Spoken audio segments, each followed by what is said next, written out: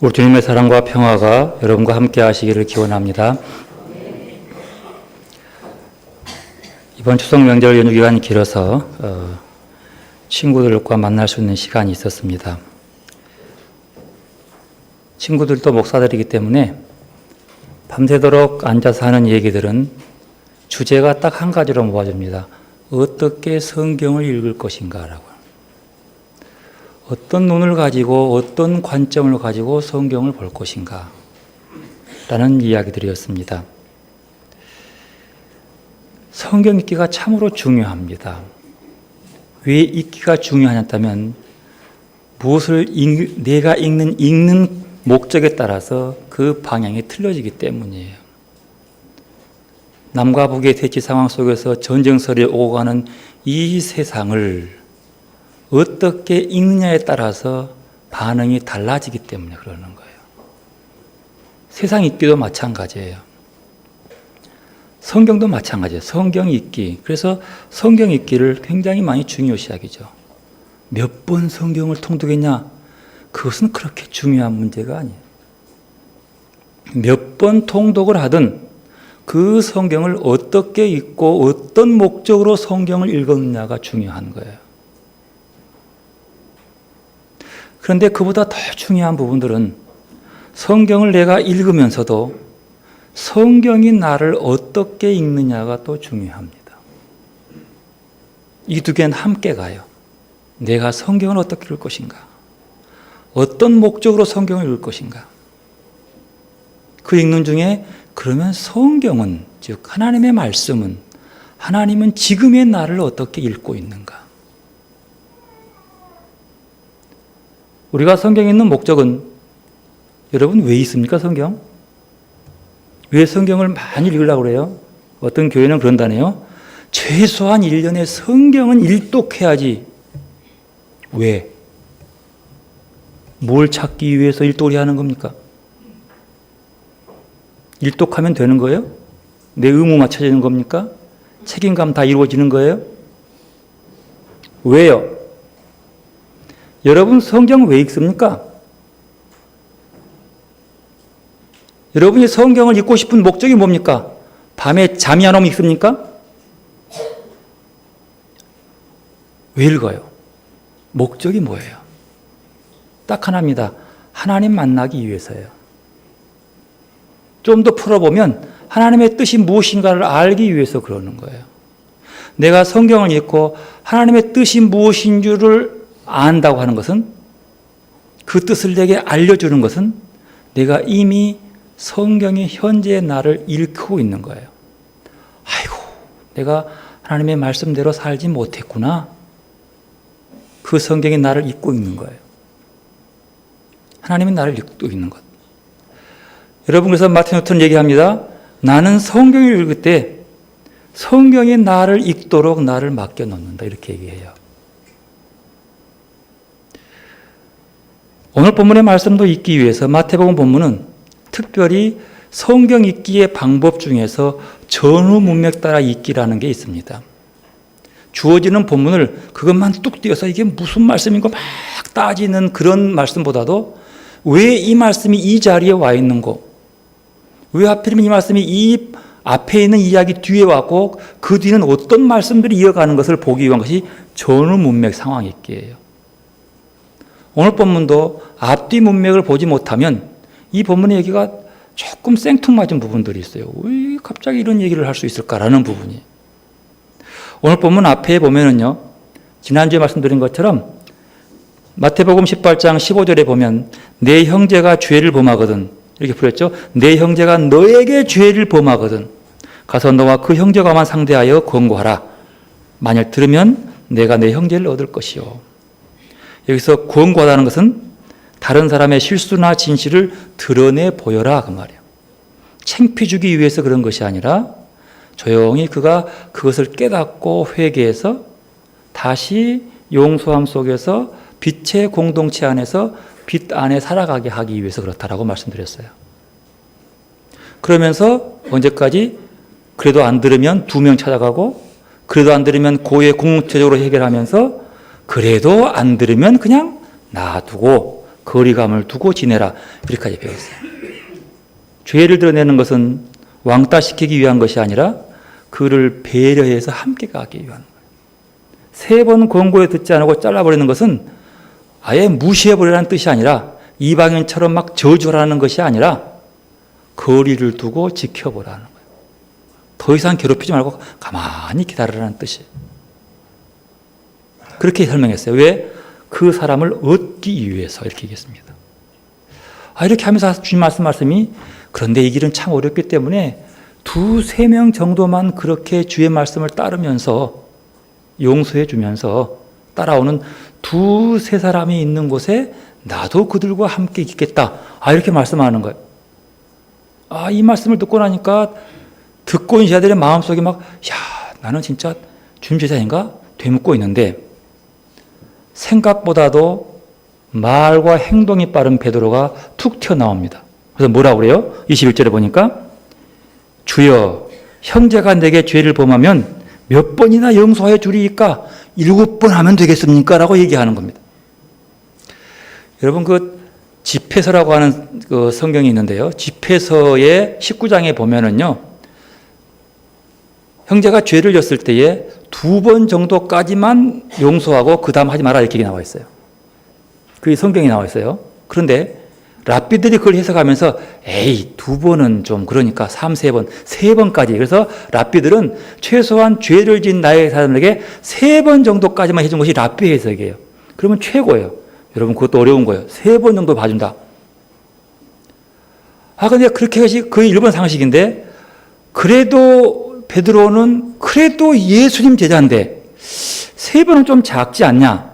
그래서 2배, 6번, 좀 하나 더 붙여서 그래서 7번 얘기하는 7번 그러면 그냥 일반 랍비의 2배가 넘어. 그럴 정도 하면 그러면 그래도 예수님 제자로서 되겠지라는 마음으로 7번이 대단한 겁니다. 그런데 이 반응에 대해서 예수님이 너무 쌀쌀 맞아요. 그냥 너무 단호하게 딱 끊어버립니다. 7번? 7번뿐 아니라 7번을 70번까지라도 해야 된다. 여러분 보십시오. 이게 숫자의 노름인데요. 얼마나 창피하게 그러시겠어요. 7번이라고 최대한 얘기했는데 뭐 7번? 그것에 70번까지라도 까지는요 그 이상이라는 뜻이에요. 그까지 그 이상까지 해야 된다 이렇게 얘기하는 거죠. 7번도 너무너무 어려운데 베드로의 심정을 보십시오. 최대한 걸림돌이었어. 그렇게 하라. 뭘 하라는 거예요? 용서하라는 거예요. 왜 용서하라는 겁니까?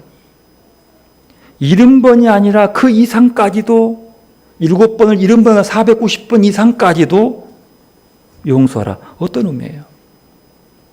용서란 무엇입니까? 안셀림 그린이라는 분이 삶의 기술이라는 책에서 용서법을 이런 기록을 해놨어요. 많은 그리스도인들은 자신에게 상처를 입힌 사람을 용서해야 한다는 부담감으로 갖고 살아간다. 여러분 그러죠? 저건 미운 것 그저 그리스도인인데 부담이 되는 거죠. 그들에게 있어서 용서의 뒷맛은 체념이다. 여러분 이해하시겠어요? 아이고 안 되네. 나는 안 되는가 봐. 나는 도저히 못하겠어. 체념이. 그러나 말합니다. 절대로 격분해서는 안 되고 용서해야만 한다는 것은 용서의 바른 이념이 아니다. 내가 꼭 용서해야 돼. 그리스도이니까 목사니까 이렇게 하는 것은 용서의 바른 이념이 아니라는 거예요. 그리고 결코 용서는 그렇다고 자포자기한 체념도 아니라고 하는 거예요. 용서가 무엇입니까? 요나단 삭스라고 하는 유대교 랍비예요. 최고의 랍비 중에 한 사람인데 그분이 쓴 차이의 존중이라는 책에서 용서를 이렇게 얘기합니다. 용서가 없는 세상에서 악은 악을 낳고 위해는 위해를 잉태한다. 그 세상에서는 거듭된 보복 행위에 지치는 일도 없고 보복의 악순환을 끊어줄 망각도 없다. 이 엄청난 사슬을 끄는 것은 용서뿐이다. 용서는 본능과 열정이 재촉하는 대로 하지 않겠다는 결심이다. 용서는 증오에는 증오의 거절로 대답하는 것이 용서고, 적의에는, 왼수 같은 마음에는 관대함으로 응답하는 것이 용서다라고 얘기했어요. 그러면서 그는 말하기를 용서는 비극에 맞서는 희망의 이야기다. 그리고 이렇게 말합니다. 용서의 핵심은 뭐라고요? 뭐라 했을까요? 유대인 납비입니다. 용서의 핵심은 뭐라 했을까요? 사랑이다.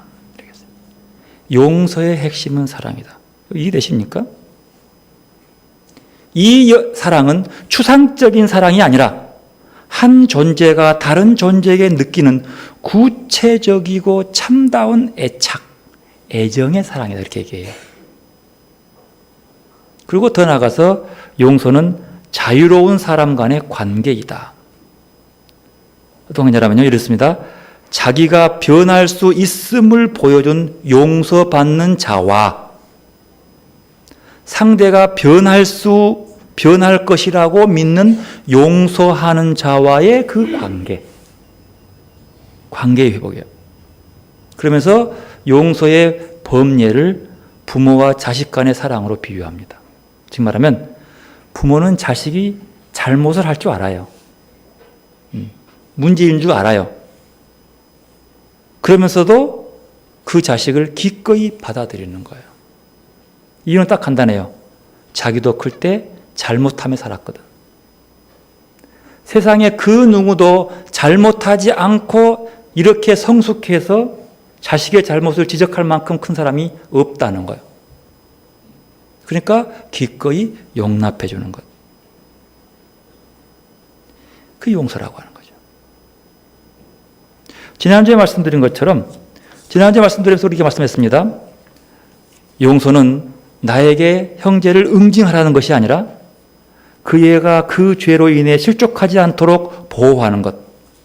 그것이 주님의 친구로 살아가는 두세 사람, 소수 사람만이 할 수 있는 것이라고 그렇게 말했습니다. 그러면서 죄는 개인을 파괴시킬 뿐만 아니라 공동체를 파괴시키는 것이기 때문에 공동체적 관점에서 바라봐야 한다. 죄는 그러는 거죠. 그리고 이 죄를 공동체적에서 어떻게 회개하고 용서하는 길을 갈 것인가. 그래서 독일의 가나안 공동체의 큰 표어는 우리는 서로 사랑이어라. 우리는 서로가 서로에게 사랑입니다.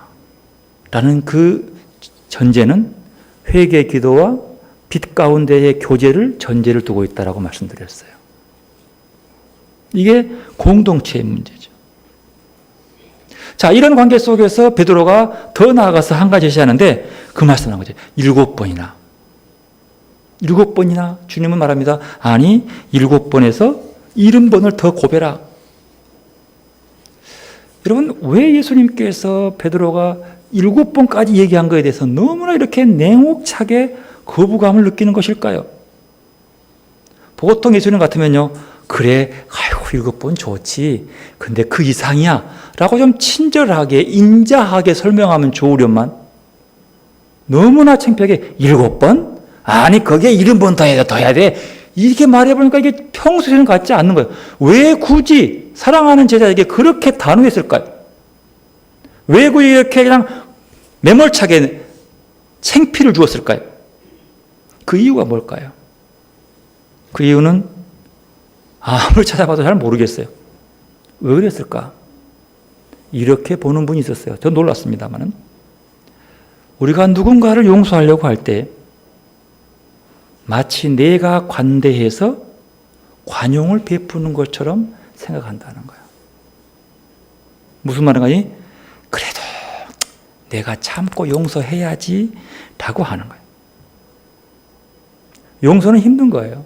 누가 내 개인적으로 손해를 입히고요, 마음에 깊은 상처를 준 사람 용서한다는 것 결코 쉬운 일이 아니죠.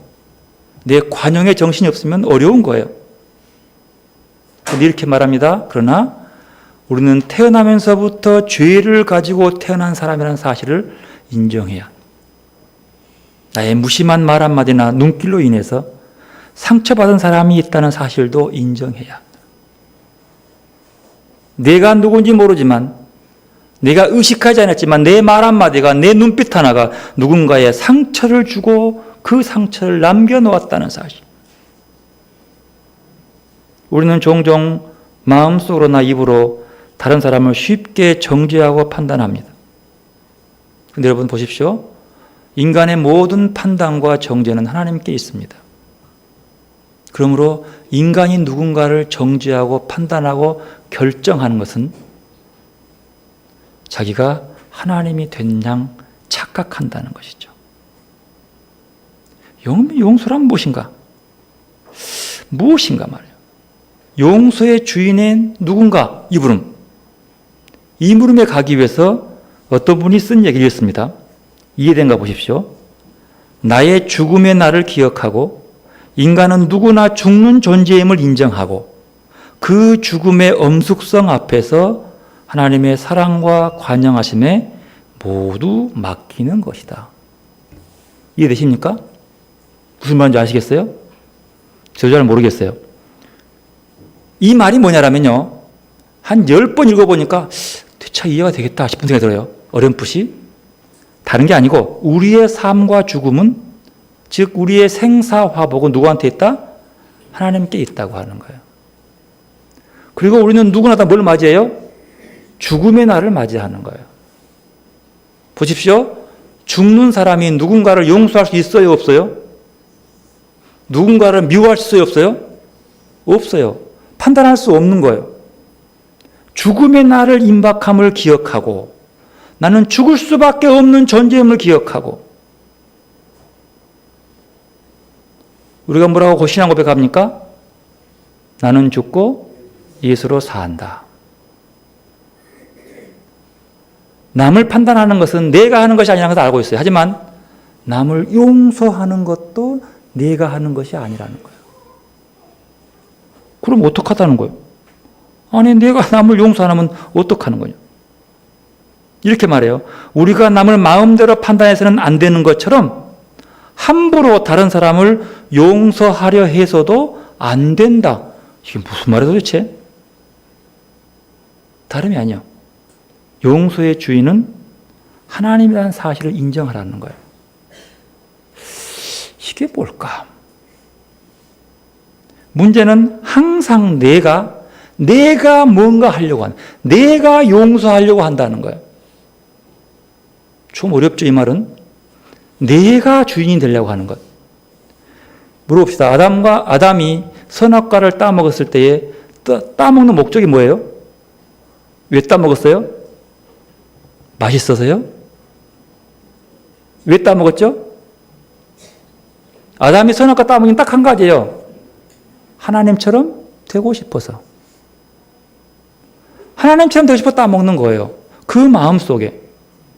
근데 그거 따먹는 그 인생을 완전히 종쳐버린 거예요. 잘 보십시오. 우리 소원 속에서 그 기준은 그 선악과를 따먹고 싶은 욕망은 누가 한 거예요? 내가 한 거예요. 내 선택인 거죠. 그걸 교만이라고 그래요. 내가 하는 것. 그러나 선악과를 따먹기 전까지는 잘 살았어. 내가 아니라 누구 말 때문에? 하나님 말씀 때문에. 따먹지 말라? 그 나머지는 열심히 일하고 땀 흘렸어요. 안 따먹었어. 그러니까 잘 되는 거야. 왜? 하나님께 순종하니까. 내가 없어.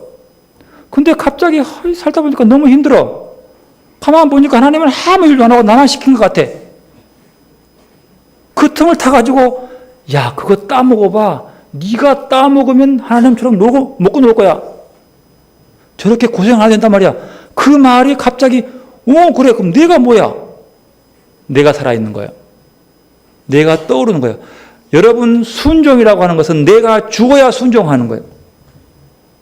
내 의견이 사라져야 순종할 수 있는 거예요. 내가 살아있는 한 순종할 수 없는 거예요. 근데 갑자기 잘 따라오는 아담의 마음속에 내가 갑자기 확 살아나는 거예요. 따먹어봐. 니도 저만큼 될 수 있는데 하는 순간 그는 그 말에 끌려서 행동에 옮겨버리는 거죠. 이게 그분의 문제죠. 예수님께서 베드로의 이 말 속에 아담과 똑같은 유혹을 받고 있음을 아신 거예요. 뭐 네가 용서한다고? 7번이 중요한 게 아니라 너가 할 수 있다고 그 말이에요. 네가 무슨 수로? 네는 용서할 능력도 없고 용서할 자격도 없는 그런 사람을 아직도 알지 못하느냐. 랍비도 3번인데 내가 7번 칭찬 듣고 싶어하는 그 마음. 여러분, 애초에 하나님의 용서하심이 없었더라면 우리는 이 땅에 태어날 수도 없었습니다. 용서는 그래서 신앙의 신비인 거죠. 용서는 결론적으로 하나님만 할 수 있는 거죠. 따라서 우리가 누군가를 용서하려면 내가 하나님께로부터 용서받는 존재라는 사실을 먼저 알아야 한다는 거예요. 그래야 내가 하는 용서가 교만하지 않게 되는 거죠. 이해를 못하는 거예요.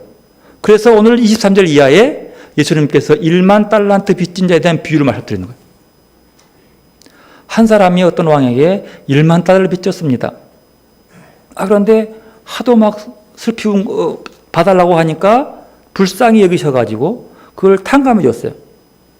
그런데 이 친구가 나오자마자 100데나리온 빚진 자에게 빚 갚으라고 하니까 사정하니까 그냥 감옥에 가두면서 갚으라고 하는 거예요. 이 얘기는 문제예요. 주님이 그 얘기한 거죠. 그러면서 이렇게 말하죠. 너희가 각각 마음으로부터 형제를 용서하지 아니하면 이렇게 나와요. 네가 마음으로부터 형제를 용서하지 아니하면 너희 나의 하늘 아버지께서도 너희에게 이와 같이 하리라. 이 말씀하고 있는 거예요. 이게 뭘까? 여러분 1만 달란트는요. 1달란트는요. 그 당시 사람들의 16년치 월급이었대요. 그러니까 16년 동안을 한 푼도 쓰지 않고 모으면 1달란트가 돼요. 1달란트가. 여러분 성경에 나오죠? 그 당시 한 성인 한 사람의 품삯이 얼마였다고요? 1데나리온이에요. 그러면 데나리온을 보면은요, 1달란트는 6,000데나리온이에요. 그러니까 1달란트를 얻기 위해서는 6,000일을 쉬지 않고 일을 해야만 되는 거예요. 6,000일 계산하니까 대략 16년 나온 것 같아요. 16전 나온 거예요. 그러니까 6,000데나리온이 1달란트예요. 근데 1만 달란트면 몇천 데나리온이에요? 안 세봤어요. 계산해 보셨어요. 그만큼 돼. 1만 달란트 빚져버린 거예요. 그러면 1만 달란트 빚진 것도 신기해. 그렇게만 어떻게 빚졌을까? 그리고 또 지금 못 갚은 사람이 그걸 갚은다고 뭔 수로 갚아? 뭘로 갚으겠어요? 갚을 길이 없는 거예요. 한계 상황이야. 그 사실을 아시고 그 왕이 용서해 주는 거예요. 근데 돌아 나와서 100데나리온을 안 갚는다는 거예요. 100데나리온. 뭐가 문제입니까? 100데나리온 다 물었어요. 왕이 그 말 듣고 나서 그를 다시 가둬버리며 갚으라고 합니다. 용서의 문제를 보십시오. 어찌 1만 달란트를 탕감받은 사람이 100데나리온, 1달란트, 100데나리온 밖에 안 되는 걸 못했을까? 문제는 뭐예요? 은혜를 몰랐기 때문이에요. 여러분 여기서 탕감이라고 하는 것은요, 벌써 돈은 해결됐어요. 빚 장부는 싹 지워졌어요. 없어졌어요. 끝. 법적으로 아무 하자 없어요. 하지만 그게 뭐가 문제 있는 거예요? 빚은 탕감되고 장부에 싹 지워졌지만 뭐가 남아있어요? 은혜는 남아있는 거예요. 은혜를 갚지 못한 하나님은 우리가 은혜를 알지 못하고 그 은혜를 베풀지 못한 자는 하나님 인정하지 않습니다. 수치가 아니에요. 1만 달란트는 이미 다 탕감 끝났어. 그렇지만 그 받은 은혜를 모르는 사람은, 은혜를 모르니까 겨우 조그마한 100데나리온 하나도 용서를 못하는 거예요. 여러분 용서는요, 우리에게 있지 않으면 이렇게 보여주는 거예요. 여러분 창세기 6장에 9장에 보면 노아 홍수가 나오죠. 노아의 홍수 속에서 하나님께서 물로 다 심판해버리고 유일하게 노아만 살았어요. 노아가 드디어 땅에 내려와가지고 하나님께 제사를 드립니다. 그 단을 쌓는 거 보고 그를 불쌍히 여기셔서 마음이 아프셔서 이렇게 말씀해요. 내가 다시는 사람으로 인하여 땅을 저주하지 아니하리니 이는 사람의 마음의 성향이 어려서부터 악하기 때문이라. 약간 후회해요. 그러면서 이렇게 말씀하죠. 내가 구름으로 땅을 덮을 때에 무지개가 구름 속에 나타나면 내가 나와 너희와 모든 살아있는 생물 사이에 맺은 영원한 언약을 기억하리니 그것이 뭐냐면 다시는 물로 모든 생명을 멸하는 홍수가 되지 아니할 거다 이렇게 말해요. 지금 하나님께서 그 죄 지은 자를 심판해놓고 난 다음에 모두를 용서해 주고 있는 거예요. 근데 보십시오. 여기서 용서한 데에 있어서 이 용서는 용서받을 사람들은 다 무릎 꿇어 죽어버렸어. 하나님께 회개할 사람들, 참회하고 막 제사할 사람들 다 죽어버렸어요. 근데 하나님은 용서부터 하고 있는 거예요. 그것은 이후에 그 말이에요. 이후에 또 다른 죄를 짓더라도 다시는 그 용서하고 있는 거예요. 용서는 뭐예요? 하나님의 전적인 하나님의 것이에요. 은혜요. 그 은혜를 기억하고 그 은혜를 감사하고 내가 하나님 앞에서 어떤 존재인가를 일켜진 다음에 그 속에서 감사하며 갚은 것. 빚을 탕감받고 기뻐하는 그 자가 뛰어나와서 그 100디나리밖에 안 되는 사람들을 은혜를 알았다면 갚아줘요. 그거 못하겠어요? 그래, 그냥 됐어. 기쁜 마음으로. 은혜로 산다는 것은 이거예요. 여러분 하나님 앞에서 내게 베푼 은혜가 얼마나 큰지, 하나님이 내 빚을 얼마나 갚아주었는지, 예수님의 목숨을 바쳐서 피 흘려 죽은 목숨으로 나를 샀다는 것, 여러분 여기서 문제입니다. 이 비유에서 문제가 무엇입니까? 1만 달란트 빚졌다가 탕감받는 사람이 자기 자신의 주제를 몰랐다는 거죠. 자기가 용서받는 그 탕감받는 것이 얼마나 컸다는 걸 몰랐다는 거예요. 그래서 못 갚은 거예요. 여러분 하나님 앞에서 내 주제를 아시기를 바랍니다. 주제 파악하십시오. 하나님의 사랑받고 싶습니까? 내가 얼마나 큰 사랑을 받았는지 주제를 파악하시기 바랍니다.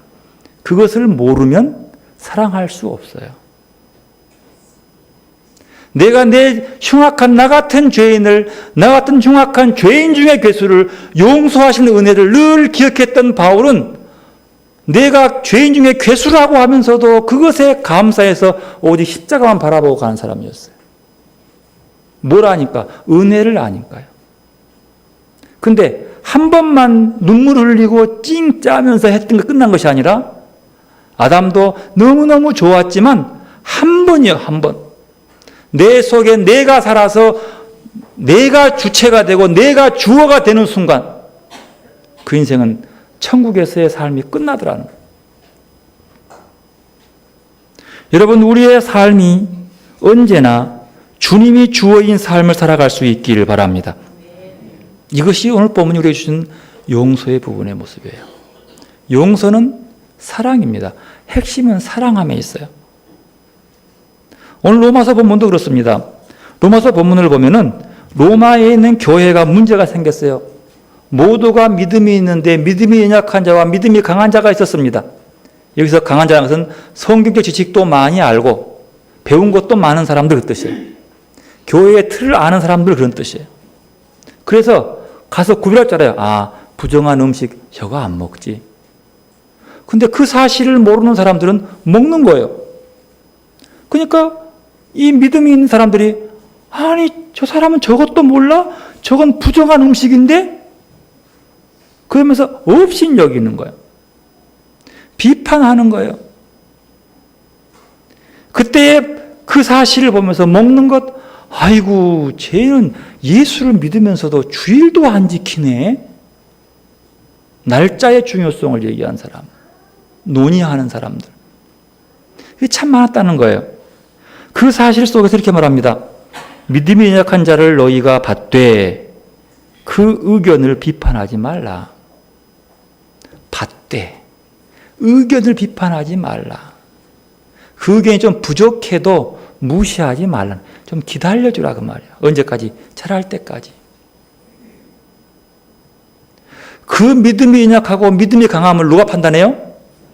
하나님이 하는 거예요. 내가 판단하는 거야. 왜 저러냐고 내가 판단하려고 하는 순간 이것은 죄가 되는 거예요. 왜? 내가 내 삶의 주인이 되기 때문이에요. 내가 믿음 생활 잘해서 칭찬 듣고 어깨에 힘주고 펄펄 나는 사람이 되려고 하는 순간 사탄의 유혹입니다. 아이고 믿음 좋네.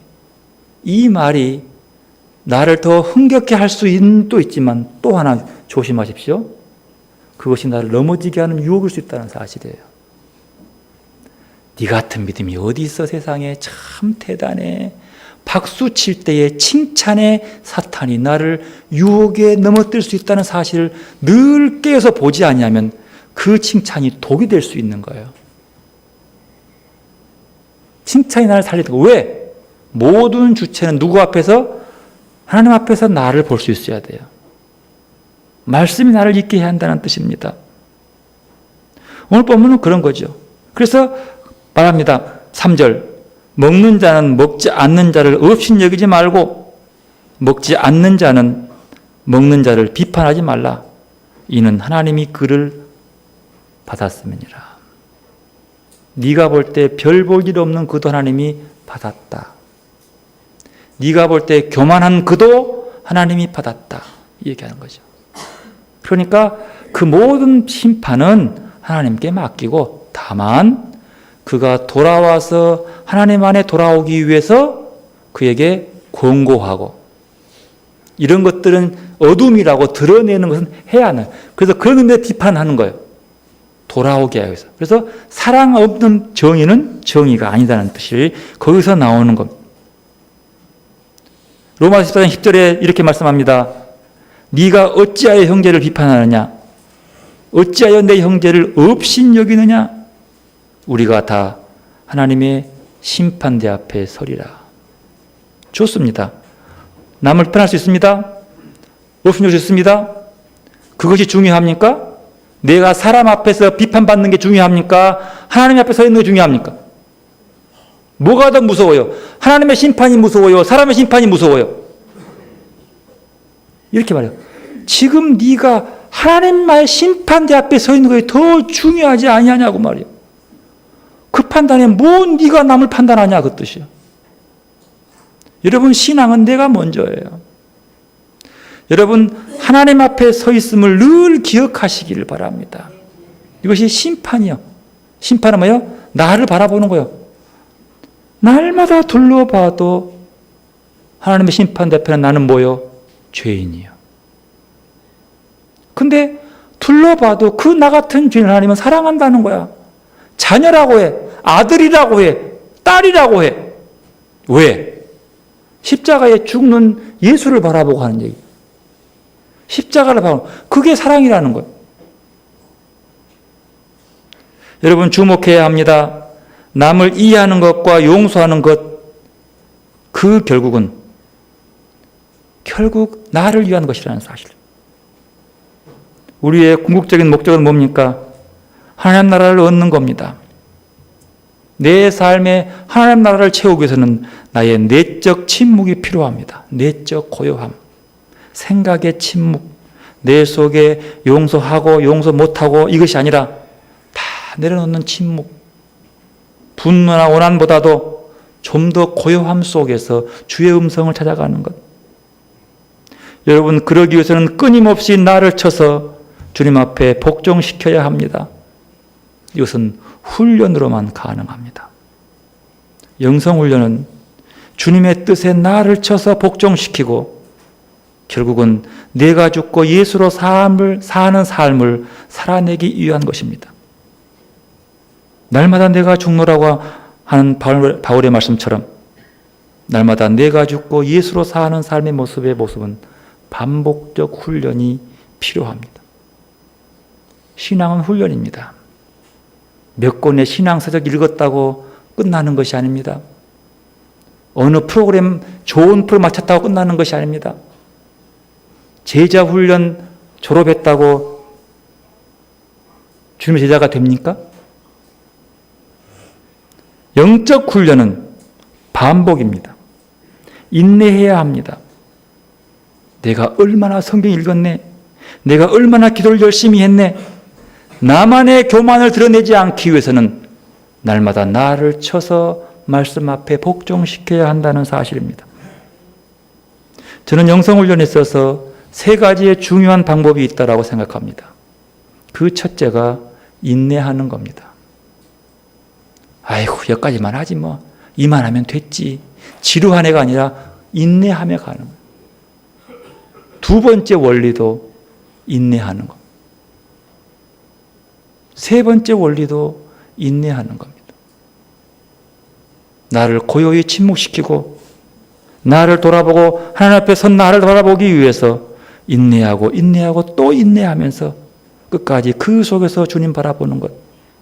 이것이 신앙 영성 훈련과 교육의 첫 번째. 안셀름 교리는 이렇게 얘기합니다. 삶의 기술은 마음으로 보는 것이다. 마음으로, 영으로 볼 때에만 저 앞에 있는 꽃을 보면서 창조주 하나님의 아름다움을 볼 수 있기 때문이다라고 얘기합니다. 여러분 믿음의 눈으로 세상을 바라보시기를 바랍니다. 우리가 바라보는 모든 것들 속에서 창조주 하나님의 아름다움을 보시기를 바랍니다. 숨 쉬는 순간마다. 그리고 이 공동체 속에서 살아가는 모든 사람과 관계 속에서 서로 이해하고 배려하기 위해서 회개하고 용서할 수 있기를 바랍니다. 그러기 위해서는 하나님 앞에 선 나의 모습을, 하나님의 심판대 앞에 서 있는 나의 모습을 바라볼 수 있기를 바랍니다. 이 나라가 화해와 용서의 공동체로 살아갈 수 있기를 간절히 바랍니다. 오늘 또 우리를 향한 주님의 뜻을 바라보는 시간 되시기를 바랍니다. 기도로 나가십시다. 마음의 청결한 자는 하나님을 볼 수 있습니다. 이 시간